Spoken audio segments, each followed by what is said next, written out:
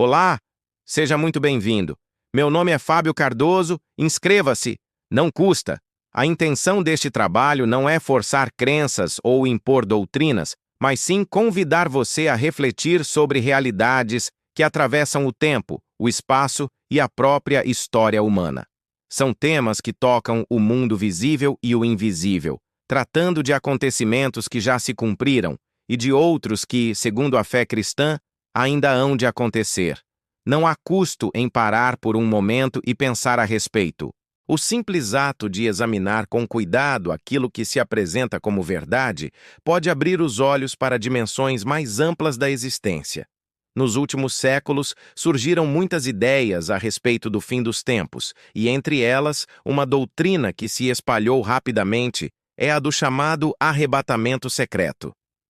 Esta teoria, que prega que Cristo viria buscar secretamente a igreja antes de um período de grande tribulação, se popularizou de tal forma que hoje muitos a defendem como se fosse a própria essência da escatologia bíblica. No entanto, ao examinarmos a história e as escrituras com mais atenção, vemos que essa ideia tem origens bem mais recentes e controvérsias significativas. Para entender melhor essa questão, precisamos voltar ao tempo da Reforma Protestante. Naquele período, grandes teólogos e reformadores usavam o método historicista para interpretar as profecias de Daniel e do Apocalipse. Eles compreendiam esses textos como se cumprindo progressivamente ao longo da história, identificando poderes, reinos e acontecimentos reais que correspondiam às visões proféticas.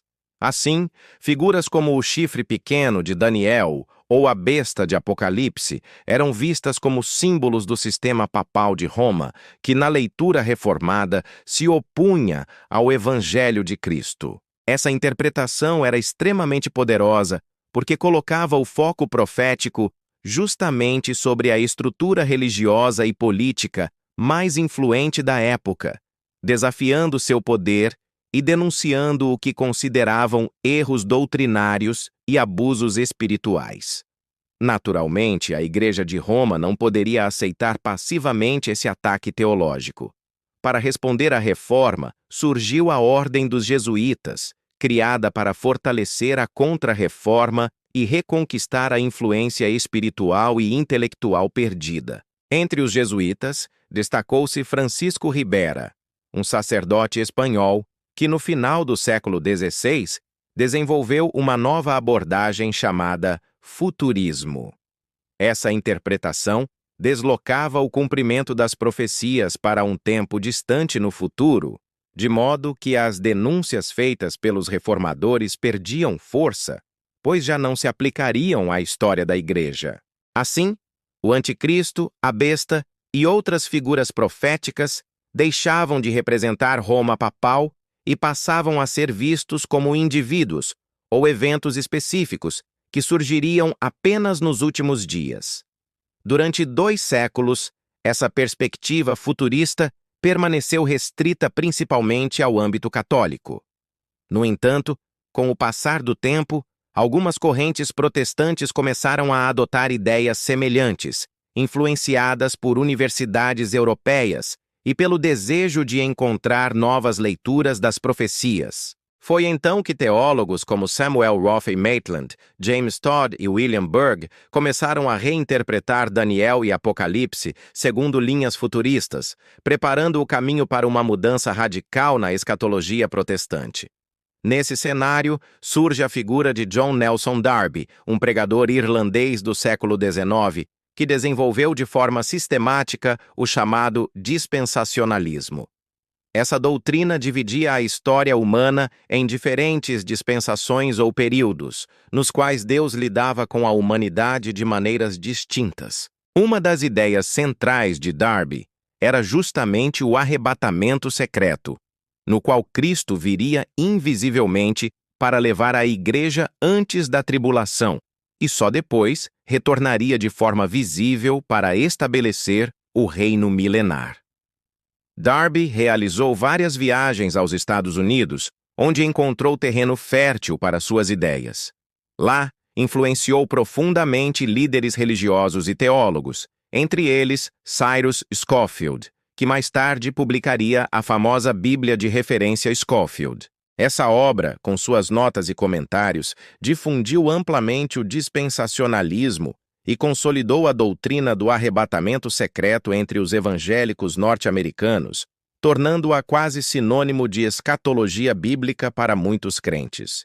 Com o passar das décadas, essa perspectiva se espalhou não apenas nos Estados Unidos, mas também em vários outros países, graças a traduções, seminários teológicos e à popularização por meio de livros, panfletos e, mais recentemente, produções audiovisuais.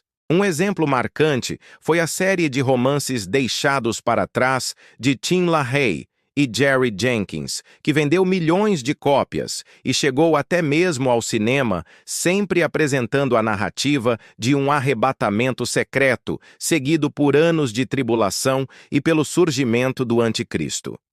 Hoje, a maioria dos evangélicos, especialmente em contextos pentecostais e neopentecostais, aceita o arrebatamento secreto quase sem questionar. Poucos sabem que essa doutrina não foi ensinada pelos reformadores, nem pelos pais da Igreja, nem sequer pela maioria dos grandes teólogos ao longo de 18 séculos. Trata-se de uma interpretação relativamente nova, moldada por interesses históricos e teológicos específicos, e não por um consenso unânime da cristandade. Ao olharmos para as Escrituras, percebemos que os próprios autores do Novo Testamento não interpretavam as profecias de maneira literalista, como exige o dispensacionalismo. Mateus, por exemplo, aplica a profecia de Oséias, que originalmente falava sobre Israel, à infância de Jesus, mostrando que via um sentido mais profundo e tipológico nas palavras dos profetas. Da mesma forma, outros escritores bíblicos reinterpretaram passagens antigas à luz da vinda de Cristo, nem sempre de forma literal, mas buscando o cumprimento espiritual e cristocêntrico das promessas. Isso mostra que a tentativa de impor uma leitura estritamente literal a todas as profecias ignora o modo como os próprios apóstolos e evangelistas compreenderam a revelação divina. Eles não estavam presos a esquemas rígidos, mas viam Cristo como o centro de toda a Escritura, o cumprimento de leis, símbolos e profecias. Quando examinamos os textos usados para defender o arrebatamento secreto, percebemos que eles não apoiam tal doutrina. Em Mateus, Jesus descreve sua vinda como algo visível, glorioso e inconfundível, comparando-a a um relâmpago que brilha de um extremo ao outro do céu. Ele adverte contra qualquer ensino que sugira um retorno secreto ou oculto, afirmando que todos os povos verão o Filho do Homem, vindo sobre as nuvens com poder e grande glória. Além disso, quando fala dos que serão deixados para trás, Jesus os compara às pessoas do tempo de Noé, que foram surpreendidas pelo dilúvio e pereceram. Não há aqui espaço para uma segunda chance após o retorno de Cristo. A ideia de que alguns seriam arrebatados e outros passariam pela tribulação, para depois ainda terem oportunidade de salvação, não encontra base sólida nas palavras do próprio Senhor. Por isso, o historicismo reformado continua sendo uma chave interpretativa mais coerente e fiel ao testemunho bíblico e histórico. Ele vê as profecias se cumprindo progressivamente na história da humanidade, apontando para realidades espirituais e eventos concretos, sem recorrer a esquemas futuristas que só surgiram séculos após os apóstolos. A grande pergunta que permanece é se estamos prontos para a vinda de Cristo. As Escrituras afirmam que ele virá de forma visível, gloriosa e definitiva, trazendo juízo e salvação. Não haverá segredos, não haverá retornos parciais, não haverá oportunidades posteriores. Por isso, a preparação para esse encontro não pode ser adiada nem baseada em ilusões teológicas modernas. Quem tem ouvidos para ouvir, ouça. O chamado do Evangelho é para hoje, para agora, para que possamos estar firmes na fé e na esperança, aguardando com confiança aquele que prometeu voltar e restaurar todas as coisas.